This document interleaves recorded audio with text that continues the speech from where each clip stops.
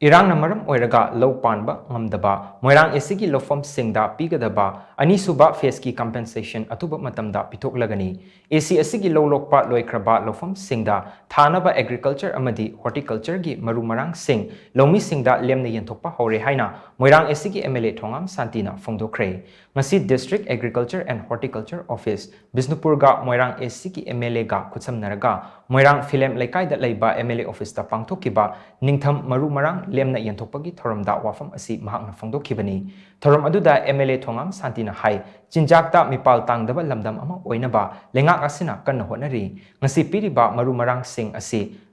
Irang asina maram oiraga senthok lambi leijadaba lomi singda piba hobani tha kharagi mamangdasu ngami singda nga macha pikiba laikhre laikai gi pukri singdasu nga macha thadaba hokre ningtham maru marang sing asi fazana thabra natraga thadabra haibadu yengsinaba mioi mangana saba committee ama semduna yengsinhanba horagani haina mahak makha takhi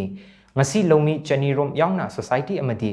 lomi lup tarukta hawai mangal gehu hangam maru hawai musori maru sing lemna yenthokhi